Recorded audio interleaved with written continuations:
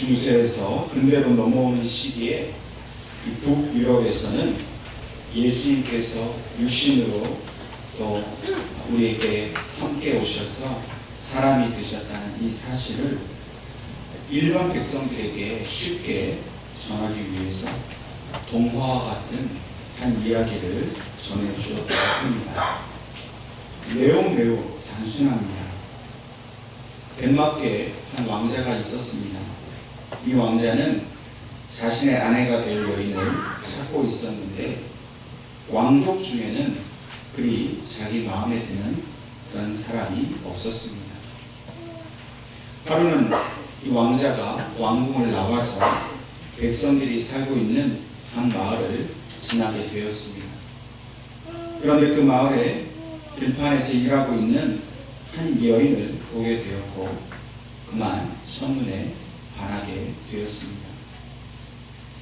왕자는 자기가 타고 온 그 멋진 마차에 내려서 그 여인을 다가가려 했지만은 그 순간 왕자는 만약 이 여인이 왕자인 나를 있는 그대로의 모습으로 사랑해 줄 것인가 라는 생각이 들었습니다. 그래서 왕자는 마차에서 내리지 않고 왕궁으로 되돌아왔습니다.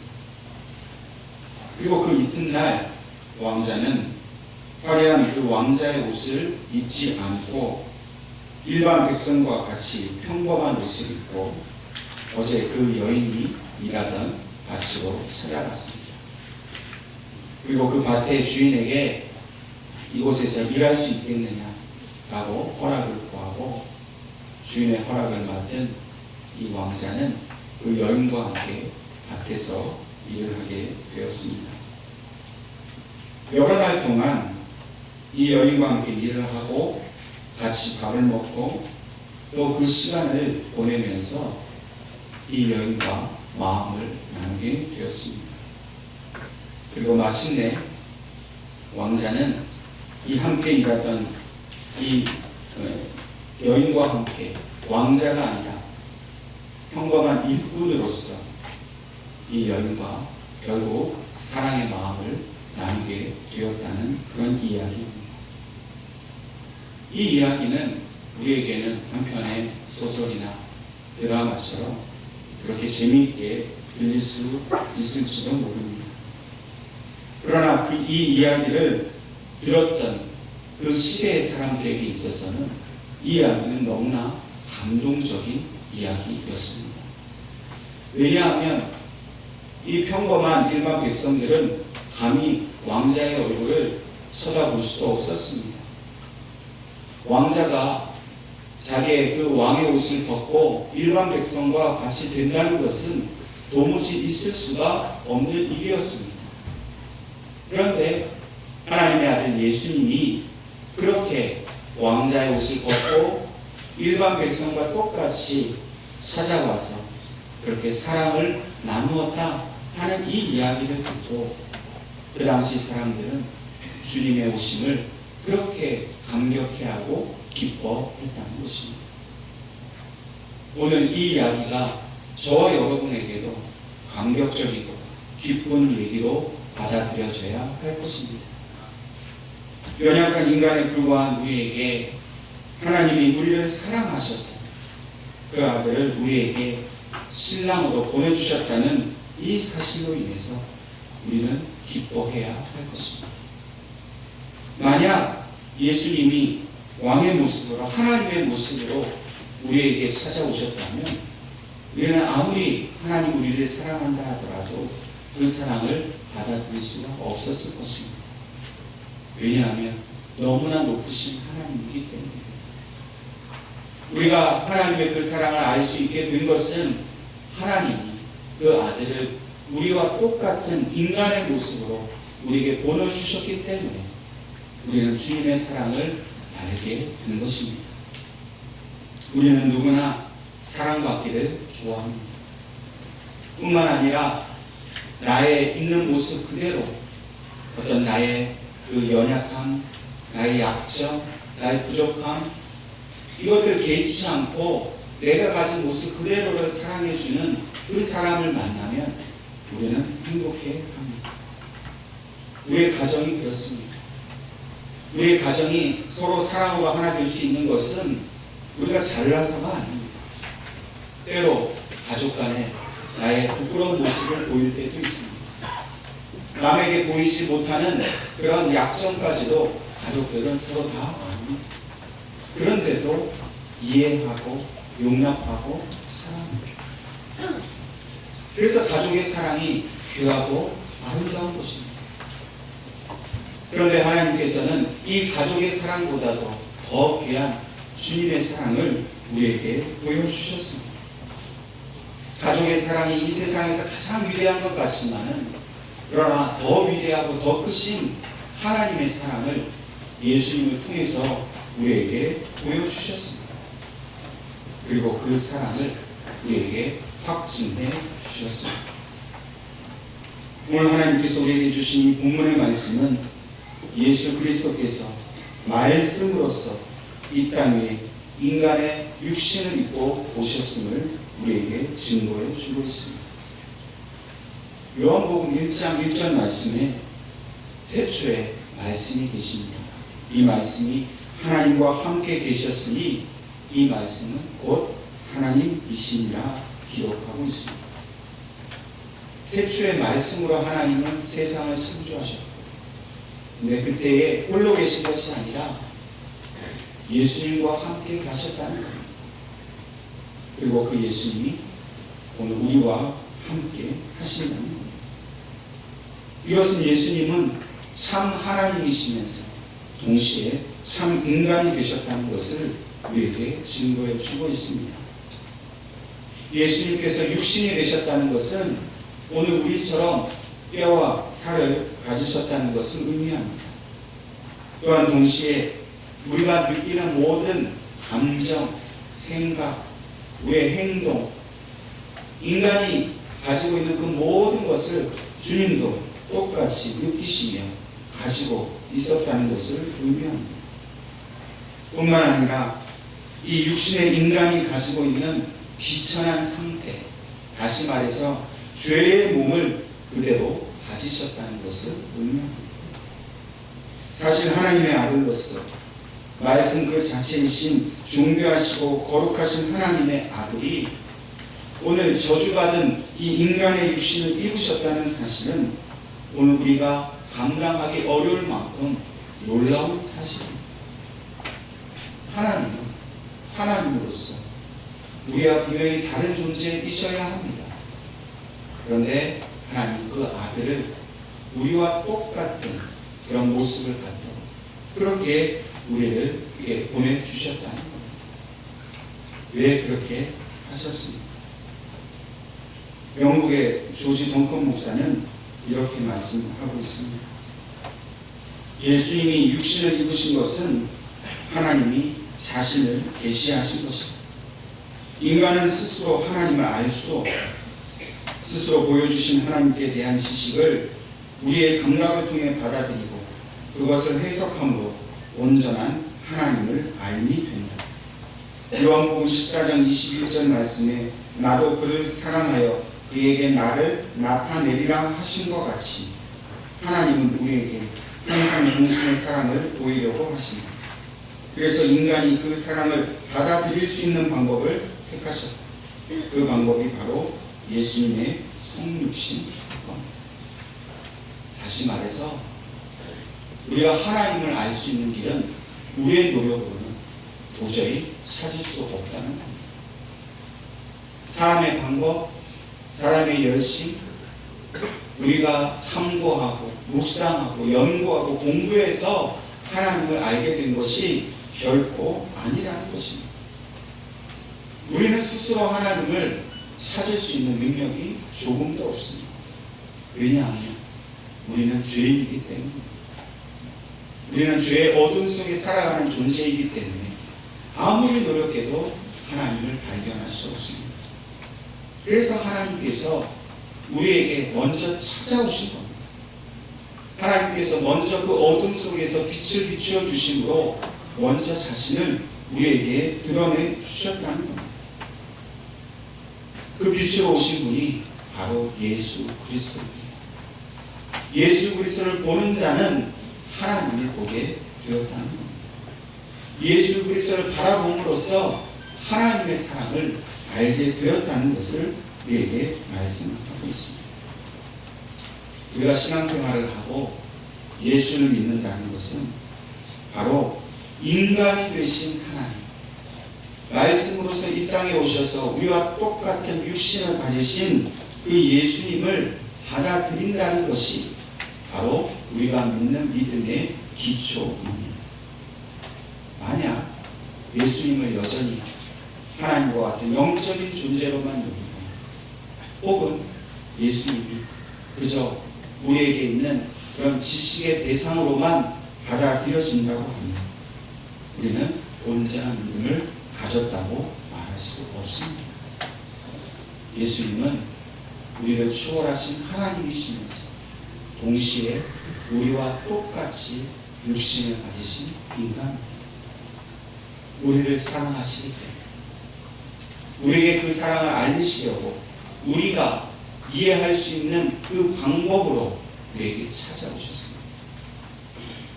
우리에게 무엇을 주시지 않아도 하나님이 인간이 되셨다는 그 사실만으로 우리는 큰 선물을 받았습니다.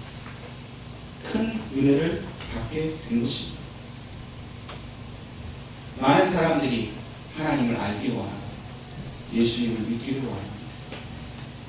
교회를 다니지만 아직도 이 사실이 믿겨지지 않아서 방황하고 고민하는 분들도 있습니다.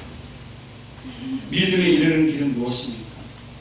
그것은 바로 성경 말씀을 통해서 계시되신, 다시 말해 하나님 스스로 나타내어 주신 그 말씀을 우리가 바르게 듣는 일입니다.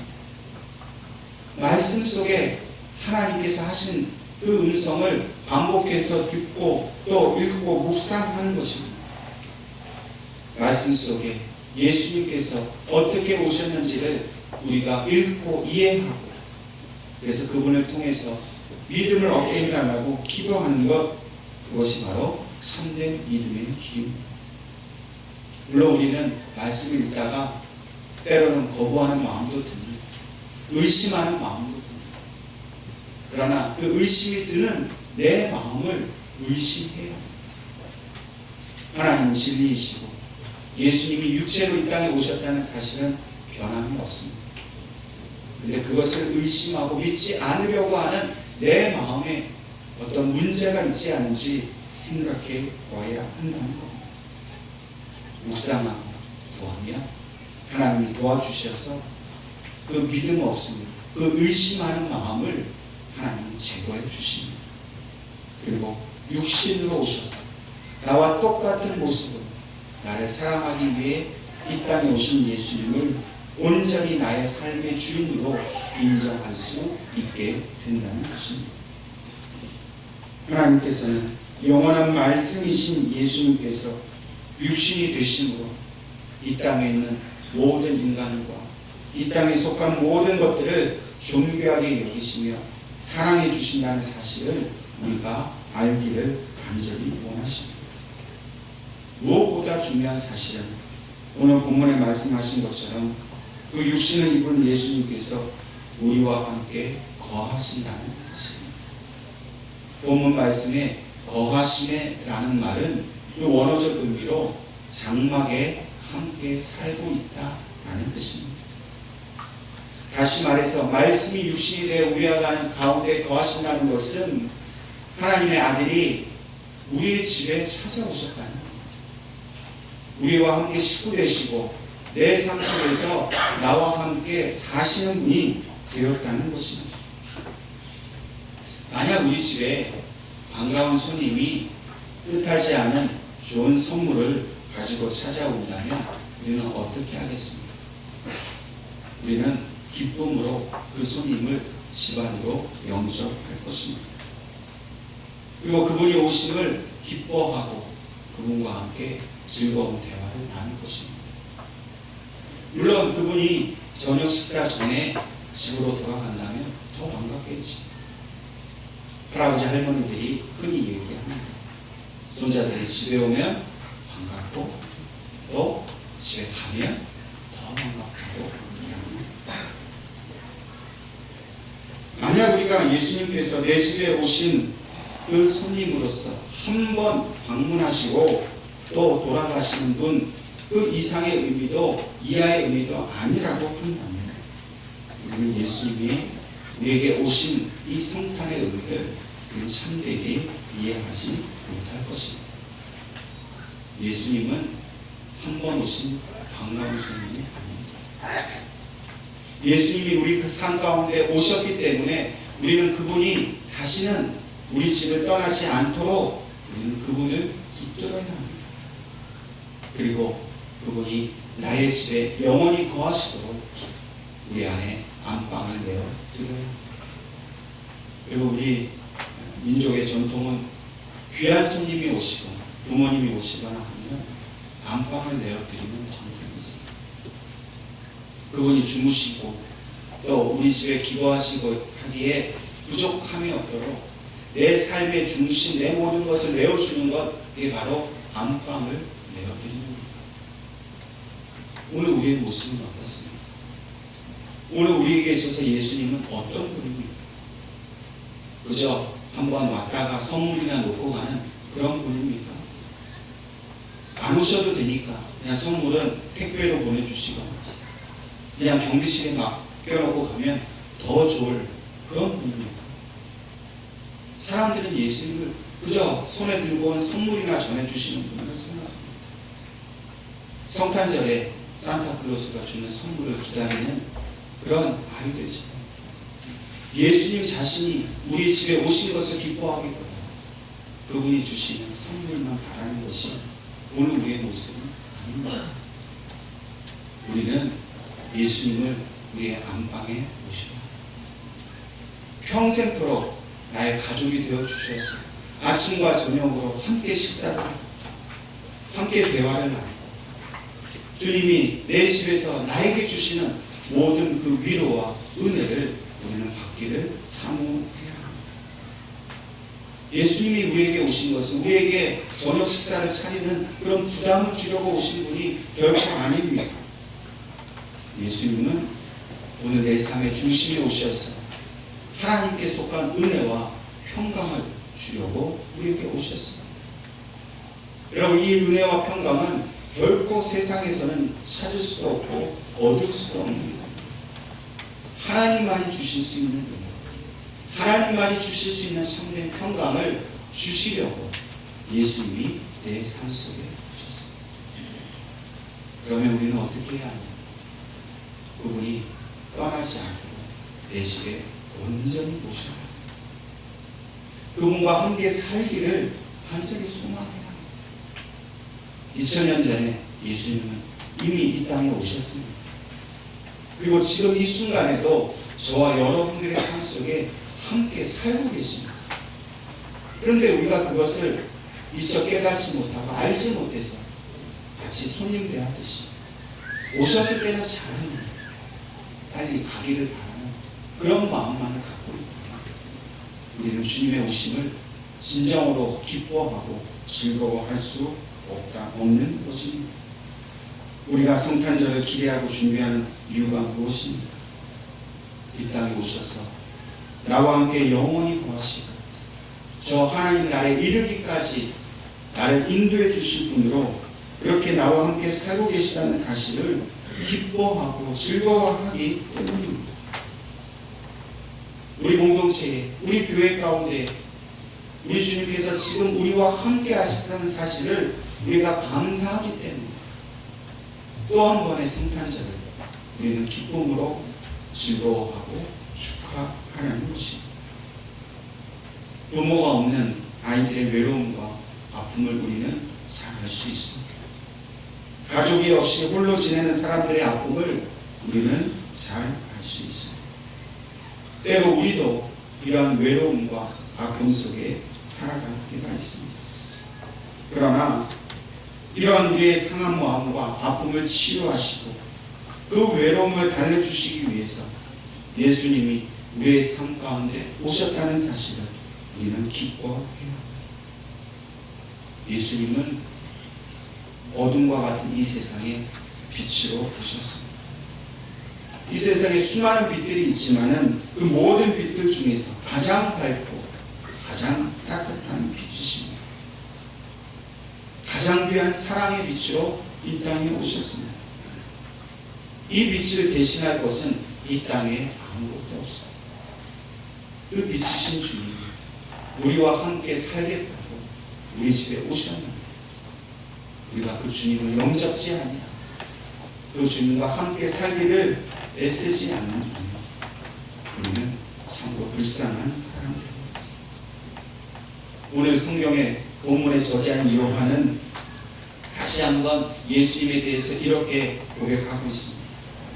우리가 그의 영광을 보니 아버지의 독생자의 영광이요 은혜와 진리가 충만하더라 라고 그는 증거하고 있습니다.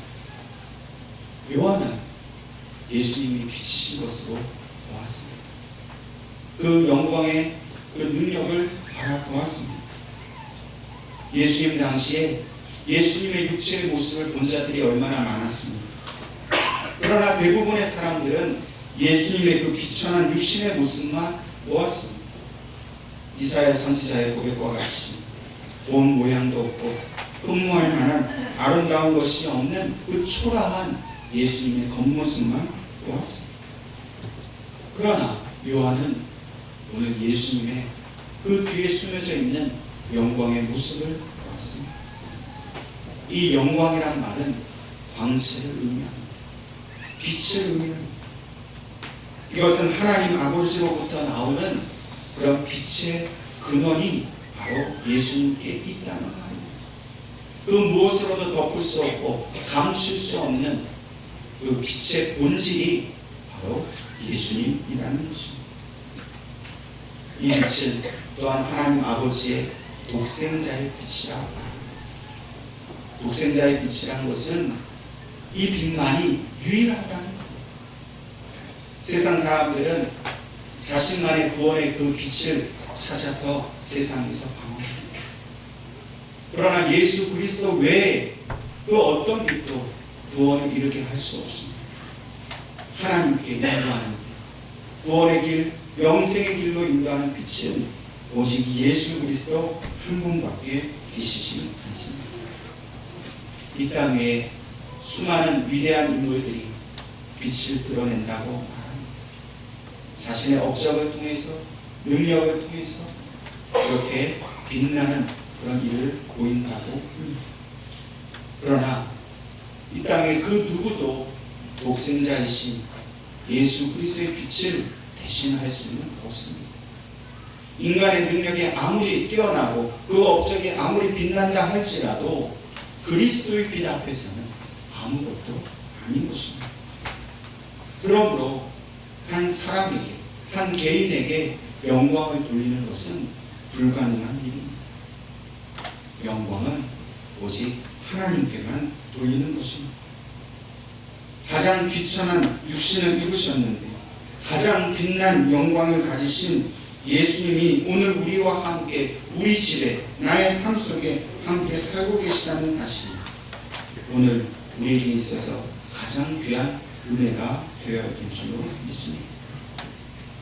또한 육신이 되신 예수님께서 우리가 함께 거하신다는 사실이 우리에게 주시는 큰 영적 유익이 있음을 우리는 깨달아야 합니다. 오늘 요한은 그의 영광을 보니 그 영광 속에는 은혜와 진리가 충만하더라 라고 고백하고 있습니다. 예수님은 은혜와 진리가 충만하신 분입니다. 그런데 이 은혜와 진리가 충만하다는 것은 오늘 타락하여서 죽을 수밖에 없는 죄인된 우리에게 있어서 가장 필요한 그 두 가지를 예수님이 가지고 계시다는 것을 의미합니다. 여러분, 왜 우리에게 은혜가 필요합니까? 예수님께서 주신 은혜가 없으면 저와 여러분은 율법에 비추어서 죽을 수밖에 없는 그런 존재가 될 뿐이라는 것입니다. 여러분, 율법으로는 구원을 얻을 자가 아무도 없습니다. 율법에 비추어 보았다면 저와 여러분은 진즉에 죽었어야 할 존재입니다. 그런데 하나님께서 예수 그리스도를 통해서 죄의 용서의 은혜를 주시고 사랑으로 모든 것을 덮어주신 은혜를 주셨기 때문에 우리는 지금도 살고 있고 또 영원한 삶을 살 소망을 가지게 된 것입니다. 예수님 안에 은혜가 충만하다는 것을, 그 은혜로 인해서 부족한 우리가, 죄 가운데 있는 우리가 하나님의 은혜로 기쁘게 살게 되었다는 것을 의미하는 것입니다. 두 번째로는 예수님의 영광 안에는 진리가 충만했습니다. 이 진리는 무엇을 말하냐면 진리가 아닌 것을 쫓아가면 우리는 헛된 삶을 살 뿐이라는 것입니다. 만약 예수님이 진리가 아니라시라면 우리의 믿음도 헛것입니다. 우리가 예배드린 이 시간도 헛된 시간이 될 뿐이고 우리가 믿는 모든 것은 다 헛것입니다. 예수님만이 진리시기 때문에 우리는 그 진리이신 예수님을 온전히 붙들고 믿음으로써 하나님께 나아갈 수 있습니다. 세상에서 진리라고 말하는 것들은 다 거짓입니다. 이 세상에 참된 것이 없습니다. 예수님만이 참된 진리입니다. 그 진리를 붙들어야 우리는 구원 얻을 수 있어요. 아무리 세상 사람들이 다른 종교에도 진리가 있고 다른 길에도 구원이 있다라고 외치지만 그 길을 찾아가면 죽음밖에 남지 않습니다. 오늘 저와 여러분에게 예수님께서 영광 가운데 오셔서 이 진리이신 복음을 우리에게 전해주셨음을 우리는 기뻐할 수 있어야 할 것입니다. 은혜와 진리가 충만한 삶, 예수 그리스도의 영광을 우리 속에 품고 우리 가정에 모시고 사는 삶이 가장 복된 삶인 것을 우리는 분명히 기억해야 합니다. 그렇다면 오늘 여러분들의 삶 속에, 여러분들의 가정에 은혜와 진리가 충만하신 예수님이 함께 살고 계십니다. 정말 우리의 삶 속에 예수님을 나의 가족처럼, 나의 가장 귀한 그런 식구처럼 모시고 살고 있습니다. 요한은 오늘 본문을 통해서 사람들 앞에 외쳤습니다. 하나님이 사람이 되셔서 오늘 우리와 함께하고 있다라고 그는 그 진리를 외쳤습니다. 하나님의 영광을 보라고 사람들 앞에 외치고 있습니다. 오늘 하나님께서는 우리가 세상을 향해서 예수 그리스도를 보라고 외치는 삶을 살기를 원하십니다. 세상 사람들은 그 영광에 비치신 예수님을 보기보다는 자신들이 가진 물질이나 학벌이나 권세나 그런 모든 헛된 우상 앞에 그들은 엎드려서 그 우상들을 찬양하고 그것을 바라보며 살아가고 있습니다. 하나님이 눈에 보이지 않는다. 눈에 보이는 것만 그들은 사랑하며 살아가고 있습니다. 오늘 저와 여러분, 눈에 보이지 않지만 그러나 분명히 우리의 삶 가운데 찾아오신 그 예수님만 사랑하고 찬양하는 삶을 살아야 할 것입니다. 그리고 세상을 향해 요한처럼 담대히 서서 우리의 생명이신 너를 구원하신 예수님만을 바라보라고 우리는 복음을 전하는 삶을 살아야 합니다. 세상 사람들이 보는 것은 성탄절 트리입니다. 밝게 빛나는 그 전등만 보고 화려함만 바라보고 그들의 즐거움을 위해서 살아갑니다.